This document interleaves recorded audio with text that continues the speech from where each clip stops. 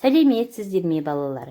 Бүгін сіздермен бірге мен Жиенбаева Перуза Смағұлқызы, Сексеуіл кенті 177-ші орта мектептің тарих пәнінің мұғалімі. Сіздерге бүгінгі ұсынатын сабағым 8-ші сынып Қазақстан тарихы пәні. Бүгінгі сабақтың тақырыбы Қазақ-жоңғар шайқастары. Сабақтың мақсаты Қазақ-жоңғар шайқасындағы қазақ хандары мен батырларының ерлігі мен шеберлігіне баға беріп, Аңырақай шайқасының тарихи маңызын түсінесіздер. Жоңғар хандығы 1635-1758 жылдары құрылды. Жоңғар хандығына біріккен төрт ойрат тайпасының шабуылдары әсіресе батыр қонтайшысының тұсында өрши түсті. Соның ішінде 1635, 1643-44, 1651-52 жылдары қазақ жеріне жасалған жорықтардың зардаптары ауыр болды. Жоңғарлардың қазақ жеріне баса көктеп кіру себептері 17 ғасырдың 40 жылдарынан бастап жоңғарлар қазақ хандығына қауіп төндірді. Жоңғарлардың қазақ жеріне жорық ұйымдастыруының бірінші себебі ол Жетісу мен Сырдария өңіріндегі сауда жолдарын басып алу.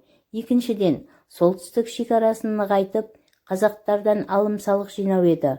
Үшіншіден, қазақтардың кең байтақ даласындағы шұрайлы мал жайылымға көздерін тікті. Қазақ елінің тәуелсіздігін жойып, ұлан байтақ жерді өзіне қарату керек болды. Жоңғар қазақ соғыстары отан соғысы деп те аталады.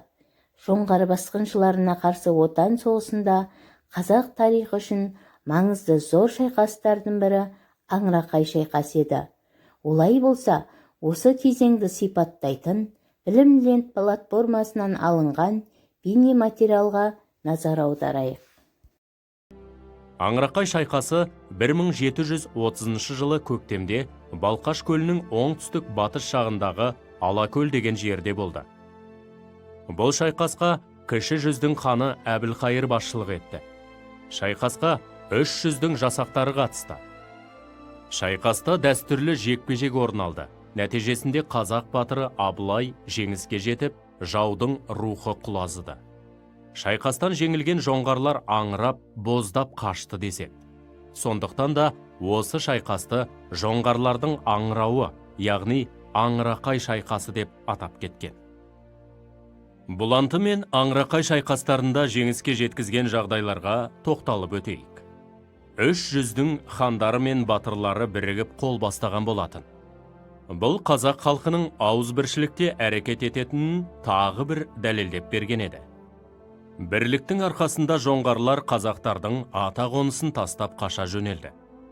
Сонымен қатар Әбілқайыр ханның тиімді соғыс тактикалары мен батырлардың ерлігі ерекше рөл атқарды. Жақсы балалар, бейне материалдан бүгінгі сабаққа қатысты біршама мағлұмат алдыңыздар. Аңырақай шайқасында қазақтардың жеңіске жеткенін білдіңіздер. Бұл шайқас неліктен Аңырақай шайқасы деп аталды? Қалай ойлайсыздар? Я, балалар, 1730 жылдың көктемінде Балқаш көлінің оңтүстігінде Аңырақай түбінде жоңғарлар жеңіліс тауып аңырап қашқан деседі. Сондықтан тарихта бұл соғыс Аңырақай шайқасы деп аталып кеткен. Аңырақай шайқасы біріккен қазақ қолының жоңғар басқыншылығына қарсы 100 жылдық азаттық соғысында бетбұрыс жасаған ең ірі жеңісі. Олай болса, балалар, бүгінгі тақырыпты қаншалықты меңгергенімізді анықтау үшін тапсырмаға көшейік. Бірінші тапсырма: жоңғарларға қарсы күрескен қазақ батырлары арасынан артығын белгілеңіз. Жақсы балалар, бұл жердегі дұрыс жауапты анықтайық.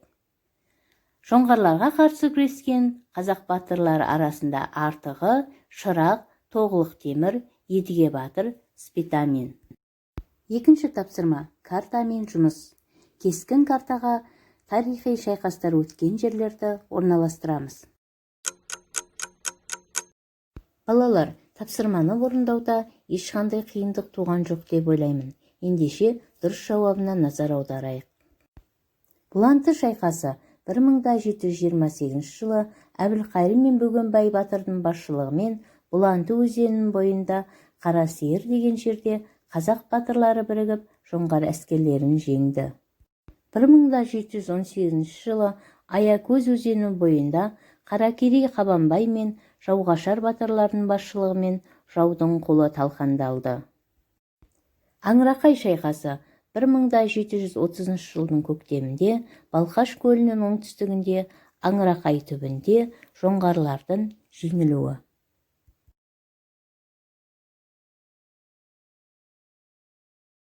Балалар, бүгін сабақта танысқан термин сөздер.